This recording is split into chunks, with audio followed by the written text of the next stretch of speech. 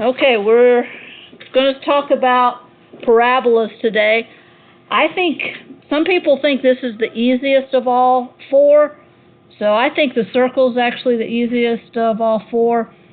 This might run a close second, so we let off with an easy one, now we'll end with an easy one, and we had the two hard ones in between.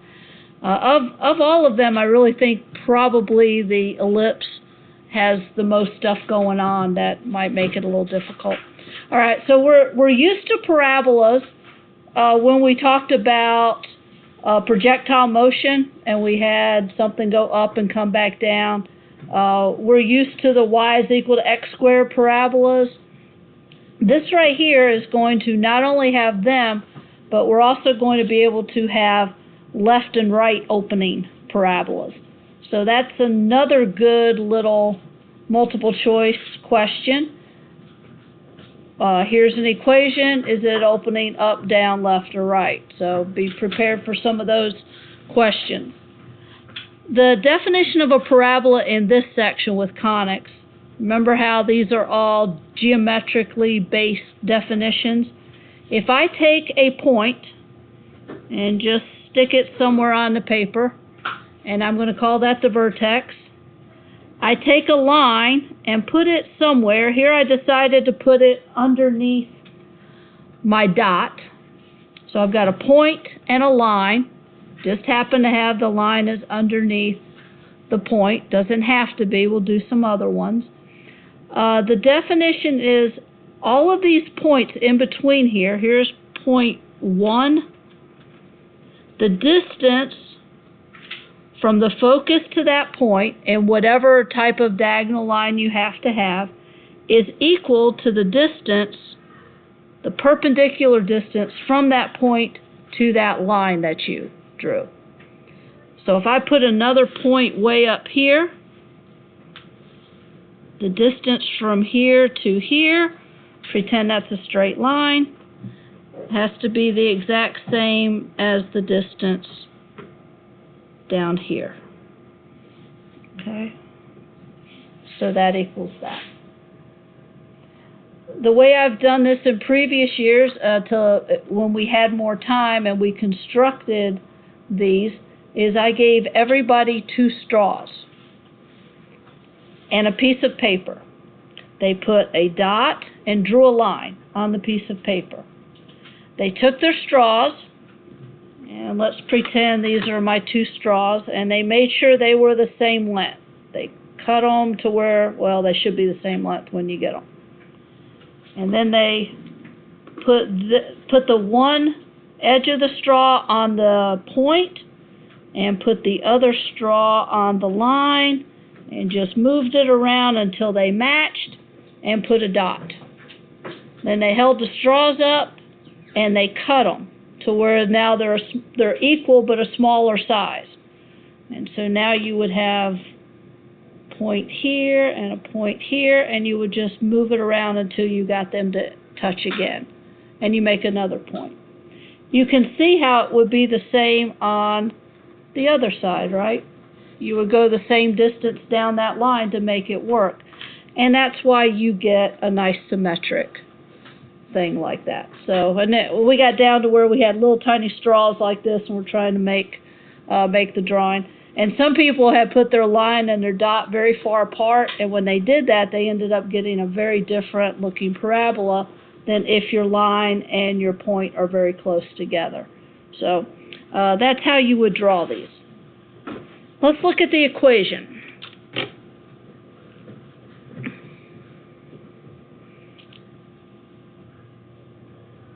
Okay, so we have one equation that has the x's squared and one equation that has the y squared.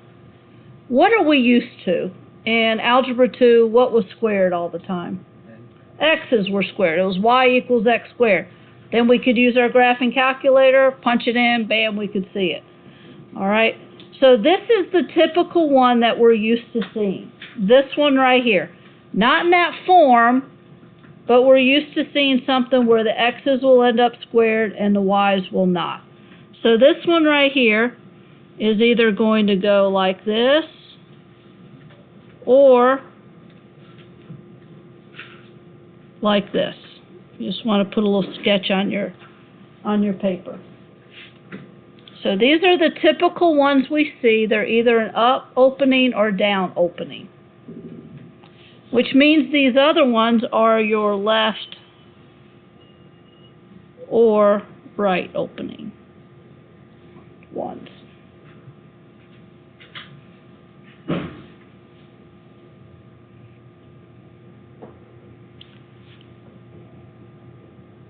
All right, turn to the back.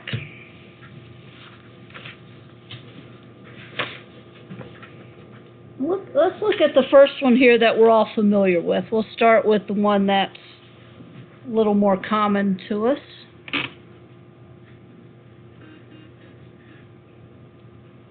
All right, here's my point. No, here's my point. This is my focus. And here's my line. We're going to call the line the directrix. I don't know why. Directrix with an X. Focus. And there's only one focus in these. Notice that we don't really have a center because this is just one shape. It's not like we have with the ellipse where you could see a center there and you could see a center with a hyperbola and a circle, obviously. With this, what's going to act as our center is our vertex. So the vertex is going to be what the H and K values are this time. I guess you could kind of say it's the middle between if you did a perpendicular right there, it's the middle between the focus and the directrix. All right, axis, and put here of symmetry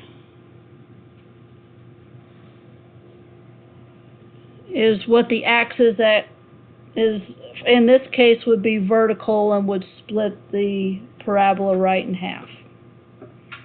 All right, and the focus and the vertex are right on that axis, and then it would be perpendicular with the directrix. And that's true wherever they are. It's just sometimes it's a vertical, sometimes it's a horizontal one. All right, you noticed in this formula that the only weird letter we have that we haven't talked about before is the P. Whatever number is outside of this, once we get everything into this arrangement, 4P will be that number where P is the distance from the vertex. Remember, that's acting like the center here, to the focus and the distance to the directrix.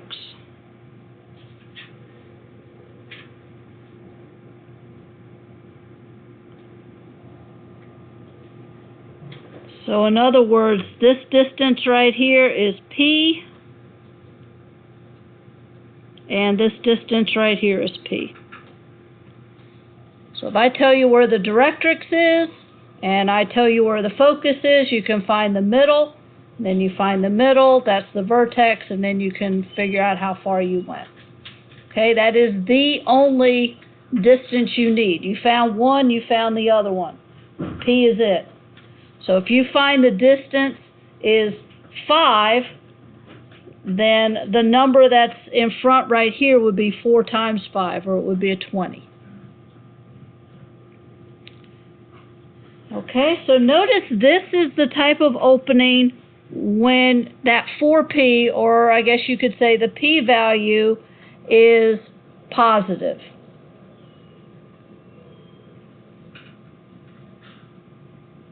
And then if we go right across here, everything's the same, except notice that the focus is down here now. Well, the focus is always inside of the parabola. So you can always find the focus by figuring out whether it's opening up, down, left, or right, and the focus is inside it. If I give you a vertex and a focus, then you know it has to wrap around it, and you got the direction. Okay, so this is the equation, but P is negative.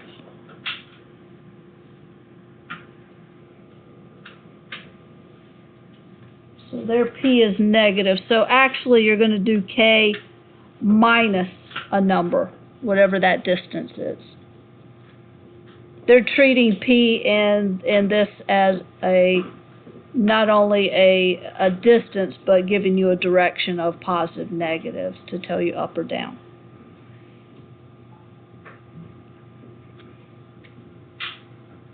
All right, the other things are really no different. They're just going to be left and right ones instead of up and down ones. This one right here, notice P is positive. And this one over here, P is negative. And it makes sense opening to the, that would be to the right, correct? Me with my directions. Opening that way would be a positive opening because you're opening toward the positive part of the x-axis, and opening that way would be negative. You're opening toward the negative part of the x-axis. All right. Just so we also know why we're studying these, if you look at this little picture down here, the headlights on your car have a parabolic little lens on them, which allows the light, when it emits light, the rays go all over the place, hits that parabolic reflector, and directs everything out in a straight line. Okay, if you have a parabolic reflective lens, that's what that does. The focus would be where the light is being emitted from. It's pretty cool. You also have this type of situation. Let's say you had a parabolic receiver and you had a signal that came in like this. It would hit and it would reflect right to the focus. Or if it came in like this, it would hit and reflect to the focus. It's banked to where it automatically curves everything to the focus, which is really good for satellite dishes, isn't it? Think about what our satellite dishes look like. You got a parabola, a dish that curves. It's a parabolic 3D projection of a parabola. The signal comes in, hits there, and it reflects to, everybody sees that little thing right there where the signal is. That's the focus of that parabola. Okay, so parabolas are pretty cool like that. They're very useful. Also, if you're going to create a laser, I believe you would probably need that to kind of direct it. Make sure you have one type of light, and then you can direct it all in one direction with a parabola. It's also, you get the magnifying glasses. You can direct light all down to one location. So it also has another special thing that I didn't draw in here. Let's draw another, just sketch a little parabola there. And let's say there's my focus. It's probably not, but we'll pretend it is. A special line, any of these lines right here that you go from one side through the focus to the other side are chords of the parabola, but this one that's straight through and is parallel with the directrix down here, so it's parallel with the directrix. It's a special one, and it has a special word. It is called the latus rectum. Yes, I said that. Last year I got lots of chuckles and giggles out of that word. It must be Latin for something, I don't know what. But it is, the reason why I mention it, not just to get a chuckle, but because some people will base their whole thing instead of P being the distance from the vertex to the focus, they'll base it on it's something to do with the length of the latus rectum. Okay, we're not going to study it that way, but I thought I would just throw that word in there, and you would know what it was. They'll tell you if you work on it later. Okay, let's do some problems.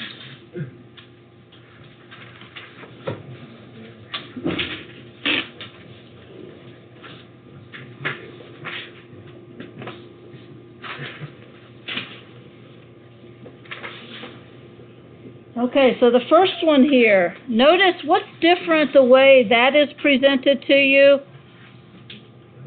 and the way these right here were presented to you. Oh, sorry. What did I do different?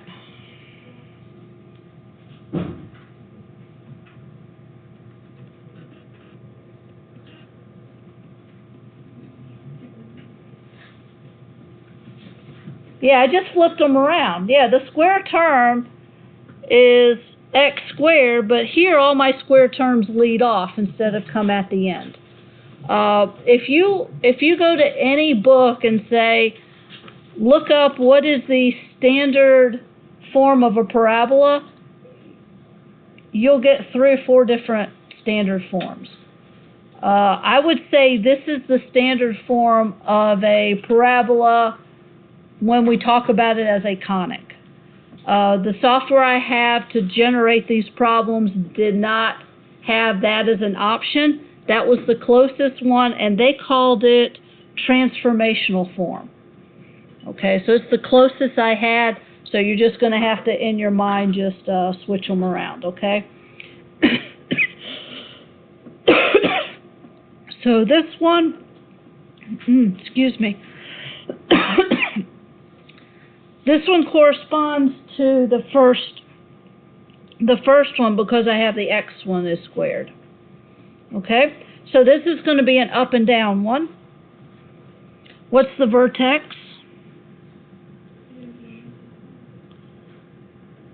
-1, -5. So let's go to -1, -5.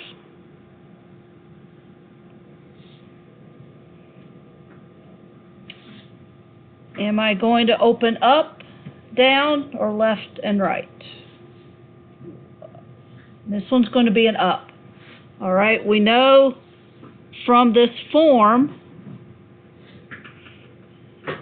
it's either up or down. And since this is positive, I can eliminate the down. So this one opens up. All right. If you wanted to find exactly another point, you can let x equal 0, and that'll find the point over there so we can get a kind of an idea. It also lets you double check that you did it right. If we let x equal 0, we have y plus 5 equals 1 squared, which would be y is equal to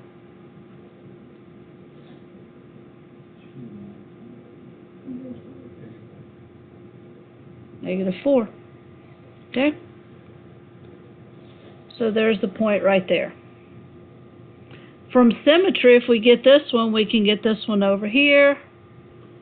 And for this section, that's going to be good enough. We get the idea of what's going on. We know it's going up. All right, if I wanted to find where the focus is located, is the focus above the vertex or below the vertex? above. So I have to take, well, let's see, the x value is going to stay the same, correct? So that'll be -1. So I take -5 and I have to move it up p units. Well, let's figure out what p is. Well, 4p equals that 1. Whatever is in front of the y plus whatever term, which means p is equal to 1/4. So leaving it as a decimal, what would be -5 plus 1/4? Yep, -4.75.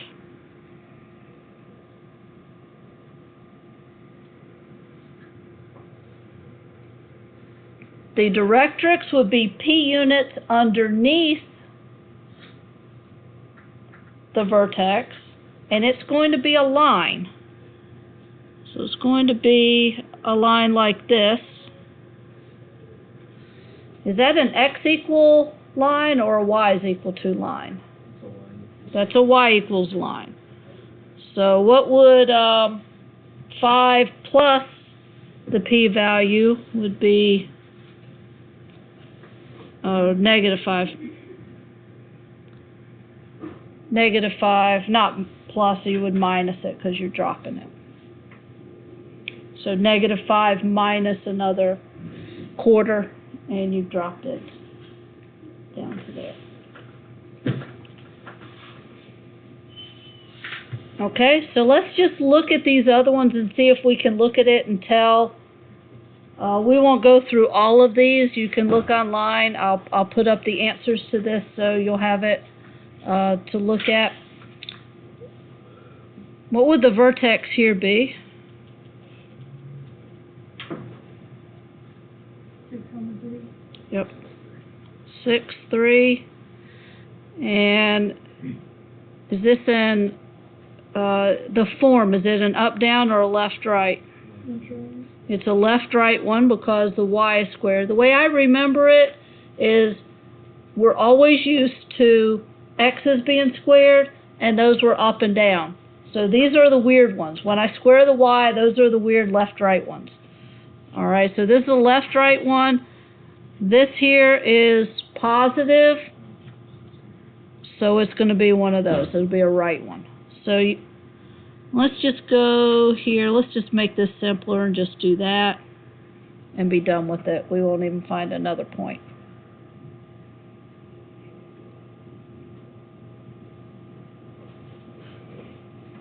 Okay. What's this one right here going to be?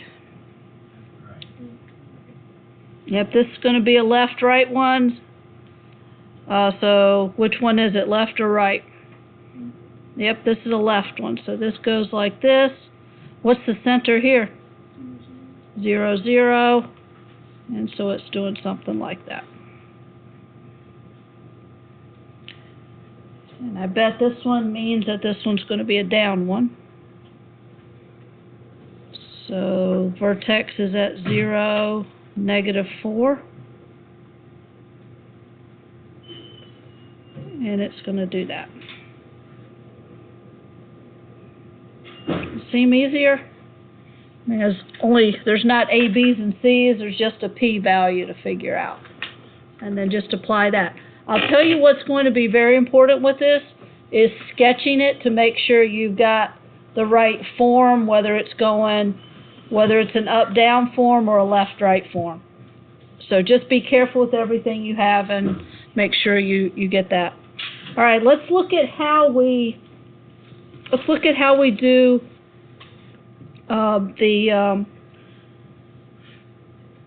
change it from general form, doing complete the square, because it's a little bit trickier with this. And I'm going to do the trickiest one here. I'm going to do number 7. That's the trickiest one, and you guys should be able to do the other ones. Find the term that's squared, match it up with its partner, and move everything else to the other side. So I'm going to factor out a -2. What happens when I divide 32 by -2? Negative 16 now. Yeah, you were going too far ahead.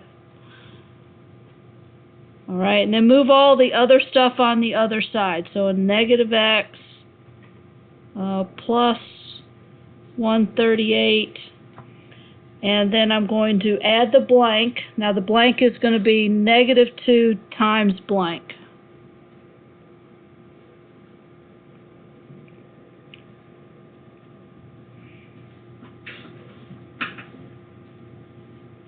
And here we get our negative 8. Square that, get a 64. 64 there. Somebody run those numbers for me, please. Is it 10? Okay. Oh, I forgot still have a negative x. Negative x plus 10.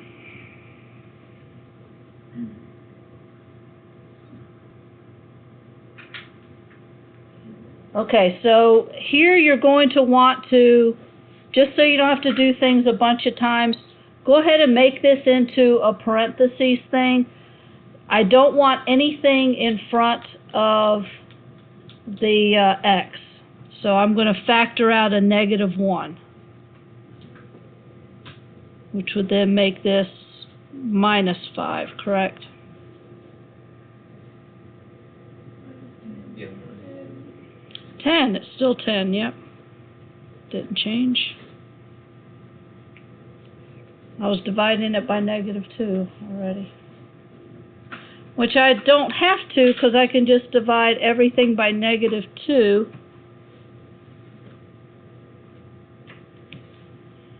And I can just divide this right here. I can just divide it here, which just gives me a 1/2.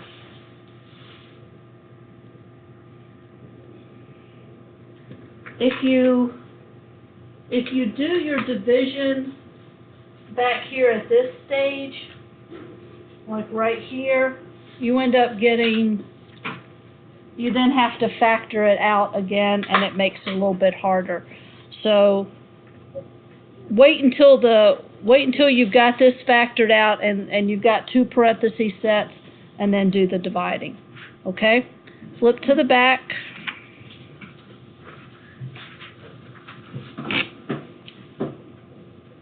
All right, let me show you how you do this one, number 9. First thing you do is you find the vertex. Even the ones that look a little weird, all the vertexes are points right in the crosshair, so there's no decimal vertexes here, so I'm not trying to trick you. Will this have the layout of x's being squared or y's being squared? Y's are going to be squared, exactly, okay? So it's going to be y something squared equals a, and then the x ones. 4p, yeah. Well, it's something. I don't know what it is. It's some value. 4p, whatever. It's just some number.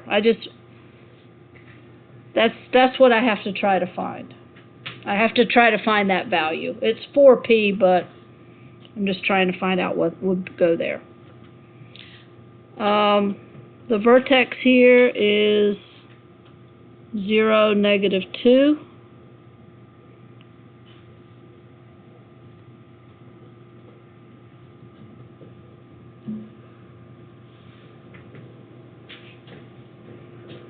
Okay, so to find what value needs to go here, I need to find one other point. So I'm going to take that one. That is point -1, 0. And I'm going to plug it in here. So I've just got an A, just instead of saying 4p. So I don't really need to solve for 4p. I just need to solve for what that value is. So 0 plus 2 squared equals A times -1, which means 4 equals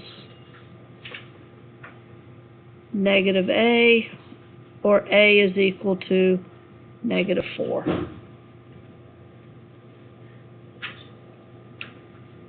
And so that would be the equation. Y plus 2 squared equals negative 4x.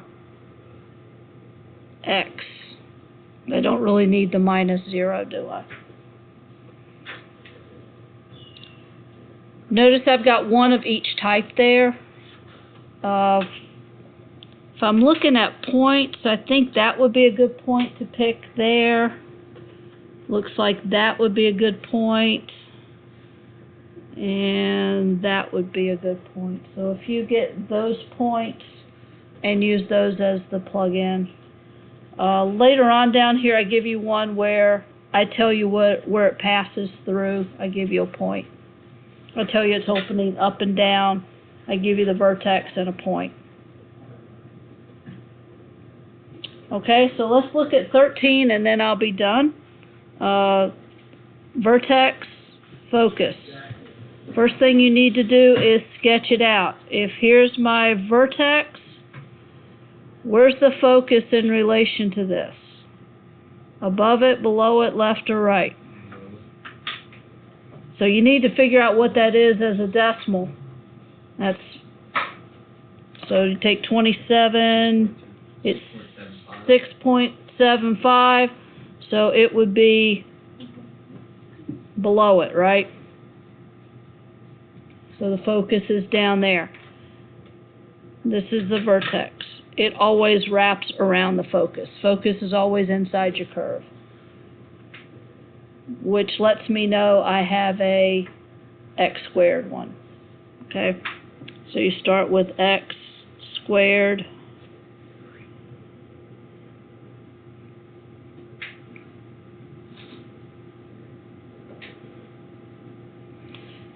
right, put your focus points in here.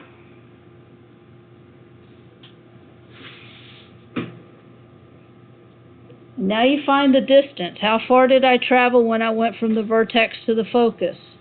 It was a quarter, right? So P is 0.25. 4P would then be 1. Except I know I'm going down, so I've got to put a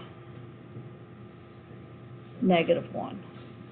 So 4P goes here. I know that P is going down, so it's actually negative.